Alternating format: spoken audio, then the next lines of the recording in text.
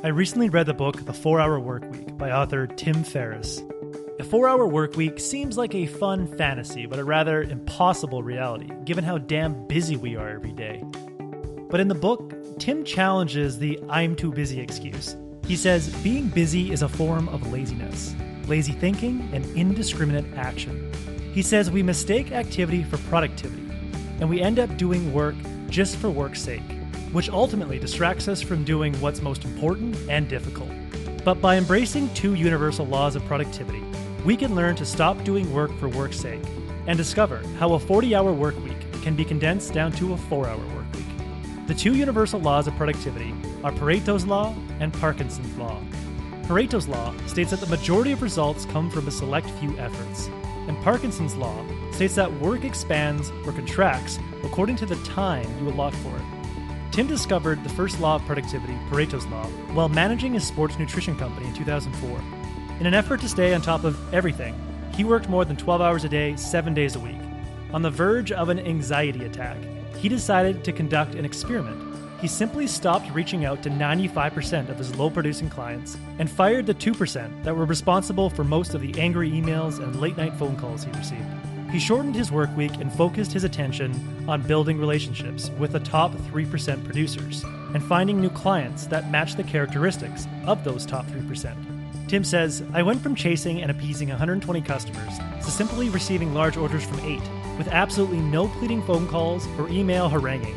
My monthly income increased from $30K to $60K in 4 weeks, and my weekly hours immediately dropped from over 80 to approximately 15. Most important, I was happy with myself and felt both optimistic and liberated for the first time in over 2 years."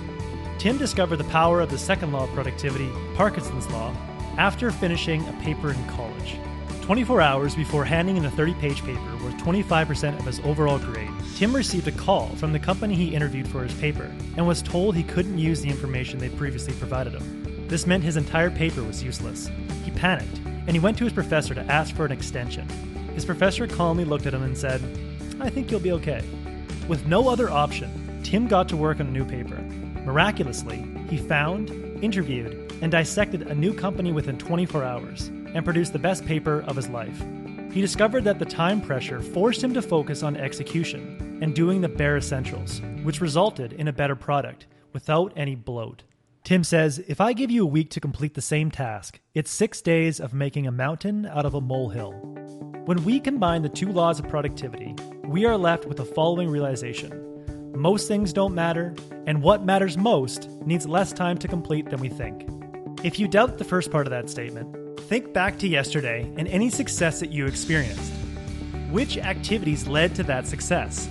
When I do this exercise, I can only think of 1 or 2 hours of focused work that greatly contributed to my success. The vast majority of other things I did seemed important at the time, but made little difference to the end result.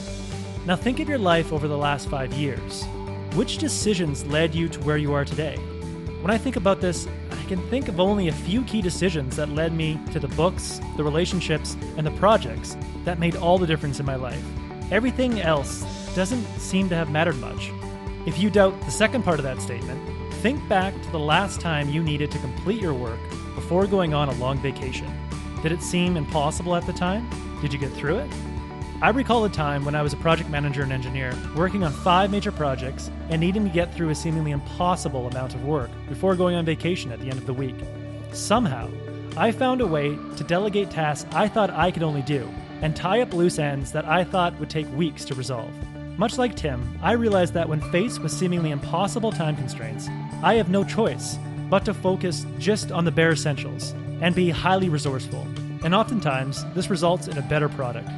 Our minds will naturally fight the idea that most things don't matter and what matters most needs less time to complete than we think. So, we need to develop a habit of challenging ourselves to think differently. Each morning, get in the habit of simulating the following scenarios. First, pretend you've just had a heart attack and your doctor says you can only work 2 hours a day. Any more than that and you'll have another heart attack and die. What few things do you decide to do? What gets removed from your day? For the second simulation, pretend there's a family emergency and you need to leave the country tomorrow. No one will be able to reach you for days. What systems do you set up? What do you delegate? What do you make sure gets done today, despite how impossible it might seem? By running these scenarios each day, you sharpen your thinking. You prevent yourself from doing work just for work's sake. And you learn what it means to be truly effective, making each hour count. With enough practice, you'll start to see how you can turn a 40-hour work week into a 4-hour work week. That was the core message that I gathered from Tim's book. Now that you know what it means to be effective, Tim can offer you strategies to escape the 9-to-5 and work from anywhere.